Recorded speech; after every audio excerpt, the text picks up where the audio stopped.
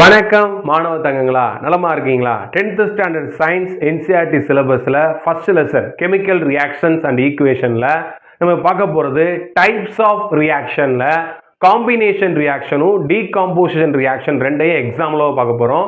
வாங்க வீடியோக்குள்ளே போகலாம்.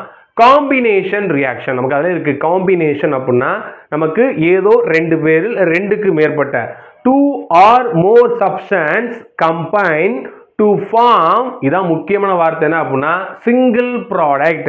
ரெண்டோ அதுக்கு மேல இருக்கக்கூடிய ரியாக்டன்ட்டோ கம்பைன் ஆகி நமக்கு ஒரு சிங்கிள் ப்ராடக்டை கொடுத்தாதான் அதான் என்ன சொல்லுவாங்க அப்படின்னா காம்பினேஷன் ரியாக்ஷன் அப்படின்னு சொல்லுவாங்க. அப்ப டெஃபினேஷன் இது போனமானது when 2 or more substance combine to form a single product. அதனால வச்சுக்கோங்க சார், ஜென்ரல் ஃபார்ம் கொடுத்துருக்கேன் பாருங்க. ஏ பிளஸ் பி இந்த ரெண்டு கம்பைன் ஆகி சி அப்படின்ற ஒரு ப்ராடக்ட் தருது. This is single product. அப்போ இது வந்து ஒரு காம்பினேஷன் ரியாக்ஷனுடைய ஜென்ரல் ஃபார்முலா. இப்போ எக்ஸாம்பிள் வந்து பார்த்தீங்கன்னா formation of water. Hydrogen and oxygen react இந்த கம்பைன் ஆகி நமக்கு வாட்டர் அப்படின்ற ப்ராடக்டை கொடுக்குது, சிங்கிள் ப்ராடக்டை கொடுக்குது. அதனால இது காம்பினேஷன் ரியாக்ஷன். இன்னொரு ரியாக்ஷன் வந்து பார்த்தீங்க அப்படின்னா பர்னிங் ஆஃப் கோலை எரிக்கிறாங்க. எரிக்கும் என்ன ஆகும்? Carbon reaction with oxygen, it forms carbon dioxide and liberate என்னதுமா ஹீட் எனர்ஜி. நல்லா தெரிஞ்சுக்கோங்க, ஒரு கெமிக்கல் ரியாக்ஷன் நடக்கும் பொழுது நமக்கு ஹீட் லிபரேட் ஆச்சு அப்படின்னா அது என்ன சொல்லுவோம் அப்படின்னா எக்ஸோதெர்மிக் ரியாக்ஷன் அப்படின்னு சொல்லுவோம். அதுக்கு ஆப்போசிட்டா இருக்கிறது எண்டோதெர்மிக் ரியாக்ஷன், அதாவது ஹீட்டை அப்சர்வ் பண்ணுச்சு, எனர்ஜியை சரௌண்டிங்ல இருந்து எடுத்துக்கிச்சு அப்படின்னா அது என்னதுன்னா எண்டோதெர்மிக் சொல்லுவோம்.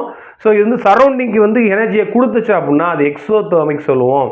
அப்போ ஆல் பர்னிங் ரியாக்ஷன்ஸ் ஆர் எக்ஸோதெர்மிக்காக தான் இருக்கும். ஓகேவாமா? So carbon reaction with oxygen, it forms carbon dioxide, single product தான். இது ஹீட் எனர்ஜியாக லிபரேட் ஆகுது. ஸோ இதை கன்சிடர் பண்ண மாட்டாங்க, ஒரே ஒரு சிங்கிள் ப்ராடக்ட் தான் வருது, கார்பன் டை ஆக்சைடு. ஸோ அதனால இது காம்பினேஷன் ரியாக்ஷன் அப்படின்னு சொல்லலாம். இன்னொன்று வந்து பார்த்தீங்கன்னா quicklime calcium oxide reaction with water, it forms calcium hydroxide. நமக்கு தெரியும் இந்த ரியாக்ஷனும் எக்ஸோதெர்மிக் ரியாக்ஷன் தான். ஏன் அப்படின்னா ஹீட் எனர்ஜியை லிபரேட் பண்ணுது. நல்லா தெரிஞ்சுக்கிட்டாங்க. சொன்ன மாதிரி 2 or more substance combine to form a single product. சரிங்களா? ரைட். கீழே நோட் கொடுத்துருக்கேன் பாருங்க. எக்ஸோதெர்மிக் ரியாக்ஷனுக்கு the reaction in which heat is released along with the formation of product. So product form ஆகும்போது அது ஹீட் எனர்ஜி ரிலீஸ் பண்ணுச்சு அப்படின்னா அதை எக்ஸோதெர்மிக் ரியாக்ஷன் சொல்லுவாங்க. So some of the examples நான் கீழே கொடுத்துருக்கேன் பாருங்க. எக்ஸோதெர்மிக் ரியாக்ஷனுக்கு பர்னிங் ஆஃப் நேச்சுரல் கேஸ், அதே மாதிரி ரெஸ்பிரேஷன் ஆல்சோ என்ன மாதிரி எக்ஸோதெர்மிக் ரியாக்ஷன் தான். Decomposition of vegetable matters into compost பண்ணுவோம் பார்த்தீங்களா? ஸோ அது மூணுமே வந்து பார்த்தீங்கன்னா example of exothermic reaction. But these are not என்னதுமா காம்பினேஷன் ரியாக்ஷன். ஏன் நல்லா கவனிச்சுக்கோங்க, இது ரெண்டும் கம்பைன் ஆகி எனக்கு இது ரெண்டும் கம்பைன் ஆகி எனக்கு மோர் தென் ஒன் ப்ராடக்ட் கொடுத்துச்சு. கார்பன் டை ஆக்சைடு வருது, வாட்டர்னு வருது. நான் சொன்ன மாதிரி காம்பினேஷன் ரியாக்ஷன்னா உங்களுக்கு சிங்கிள் ப்ராடக்ட் வந்தாதான் அது காம்பினேஷன் ரியாக்ஷன். சரிங்களா? நம்ம இங்கே எக்ஸோதெர்மிக் கொடுத்தனால அவங்க சேர்த்து அதோட ஈக்குவேஷன் கொடுத்துருக்காங்க புக்கில், நல்லா தெரிஞ்சுக்கோங்க. சரிங்களா? அப்போ எல்லா எக்ஸோதெர்மிக்கும் காம்பினேஷனாக இருக்க வேண்டிய அவசியம் கிடையாது. அதுதான் சாரி கொடுத்துருக்கேன். பர்னிங் ஆஃப் நேச்சுரல் கேஸ்னது மீத்தேன் பர்ன் ஆகும்போது ஆக்சிஜன் கம்பைன் ஆகும்போது கார்பன் டை ஆக்சைடு வாட்டர் ரெண்டு சப்ஸ்டன்ஸை ரெண்டு ப்ராடக்டை கொடுத்துருச்சு. அதோட சேர்த்து லிபரேட் பண்ணுது ஹீட். ஸோ ஹீட்டை லிபரேட் பண்ணுறதுனால இது வந்து என்னது exothermic reaction. So another reaction பாருங்க, ரெஸ்பிரேஷன் சொன்னேன்.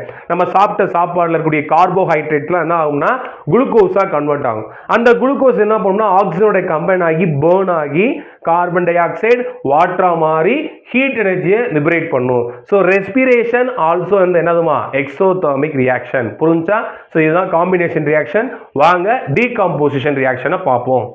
டீகாம்போசிஷன் ரியாக்ஷன் அப்படின்னா என்ன சார் அப்படின்னா a single reactant breaks down to give simplest product.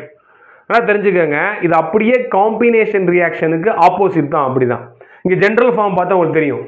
the single reactant A என்ன ஆகுதுன்னா பிரேக் ஆகி நமக்கு சிம்பிளர் சப்ஸ்டன்ஸை கொடுக்குது, B plus C அப்படின்றத கொடுக்குது. காம்பினேஷன் என்ன பார்த்தோம்? A plus B ரெண்டும் கம்பைன் ஆகி C கொடுத்துச்சு. இங்க என்ன ஆகுது? அப்படியே ரிவர்ஸ் பாருங்களேன்.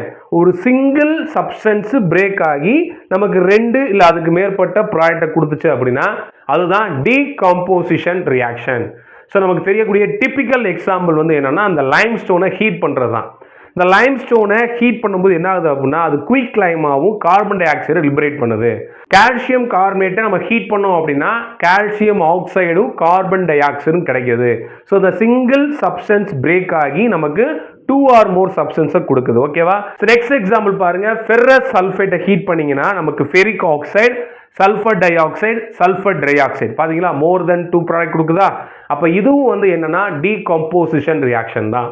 அப்புறம் லெட் நைட்ரேட்டை ஹீட் பண்ணோம்னா நமக்கு let oxide, nitrogen di oxide, oxygen கிடைக்கும். லெட் நைட்ரேட் நம்ம ஹீட் பண்ணோம் பாத்தீங்கன்னா நமக்கு ப்ரௌன் கேஸ் லிபரேட் ஆகும். ஸோ அந்த ப்ரௌன் கேஸ் லிபரேட் ஆக காரணம் வந்து என்ன, நைட்ரஜன் டை ஆக்சைடு தான் காரணம். அது லிபரேட் ஆகும்போது நமக்கு ப்ரௌன் கலர்ல கிடைக்கும். ஒன்று நோட் பண்ணிக்கோங்க. அடுத்து சில்வர் குளோரைடை சன்லைட் பிரசன்ஸ் ஆஃப் சன்லைட்ல வச்சோம் அப்படின்னா நமக்கு சில்வராகவும் குளோரினாவும் பிரிஞ்சிடும். நீங்க மேல இருந்து கீழே இருக்க எல்லா ஈக்குவேஷன்லையும் பாருங்களேன், ஏதோ ஒரு வகையில் நமக்கு என்ன கொடுத்தாங்கன்னா இது டீகம்போஸ் ஆகிறதுக்கு, ரியாக்டன் டீகம்போஸ் ஆகிறதுக்கு நமக்கு எனர்ஜி கொடுத்தா மட்டும்தான் இது டீகம்போஸ் ஆகும். நல்லா தெரிஞ்சுங்க. எல்லாம் அந்த 3 ரியாக்ஷன்ல பாருங்க நான் வந்து ஹீட் பண்ணியிருக்கேன். இங்கே வந்து பாருங்க சன்லைட்டை யூஸ் பண்ணி தான் என்ன பண்ணிருக்கேன், சில்வராகவும் குளோரினாவும் பிரிச்சிருக்கேன். அதே மாதிரி வாட்டர் எலக்ட்ரோலைசிஸ் பண்றதுல கரண்ட்டை யூஸ் பண்ணா வாட்டர் எலக்ட்ரோலைஸ் பண்ணும்போது என்ன ஆகும் அப்படின்னா ஹைட்ரஜனும் ஆக்சிஜனும் கிடைக்கும். அது ஒரு எக்ஸாம்பிள் தான். Electrolysis of water is one of the example for decomposition reaction.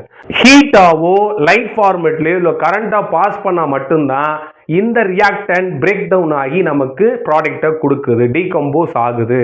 அப்ப கவனிங்க, decomposition reaction requires energy either in the form of heat, light, electricity for breaking down the reactant. நல்லா தெரிஞ்சுங்க, for breaking down the reactant. reactant break பண்றதுக்கு நீங்க வந்து light, heat இல்ல electricity ஏதாவது கொடுத்துதான் ஆகணும். அப்ப இது எந்த கேட்டகரி கீழே வருது அப்படின்னா எண்டோதெர்மிக் ரியாக்ஷன் கேட்டகரியில வருது. பாருங்க, reaction in which energy is absorbed are known as endothermic reaction. நம்ம அங்க பார்த்தோம் காம்பினேஷன் ரியாக்ஷன் என்ன பார்த்தோம், எக்ஸோதெர்மிக் ரியாக்ஷன்ஸ் பார்த்தோம். அதே மாதிரி டீகம்போசிஷன் ரியாக்ஷன்ல எண்டோதெர்மிக் பார்க்குறோம். நல்லா தெரிஞ்சுட்டாங்களா? எனர்ஜின்றது நம்ம எந்த டைப்ல வேணா இருக்கலாம், அது ஹீட்டாவோ லைட்டாவோ இல்லை கரண்டாவோ. ஸோ அந்த ரியாக்டன் எனர்ஜியை அப்சர்வ் பண்ணி தான் நமக்கு ப்ராடக்டை கொடுக்குது அப்படின்னா that kinds of reactants is called endothermic reaction. சரிங்களா தங்கங்களா? ஸோ புரிஞ்சிருக்குன்னு நினைக்கிறேன். கண்டிப்பாக இந்த வீடியோ உங்களுக்கு யூஸ்ஃபுல்லாக இருந்திருக்கும். உங்கள் நண்பர்களுக்கு ஷேர் பண்ணுங்கள். மறக்காம சேனலை சப்ஸ்கிரைப் பண்ணுங்கள். தொடர்ந்து இருந்திருக்க மாணவ தங்கங்களா. நன்றி.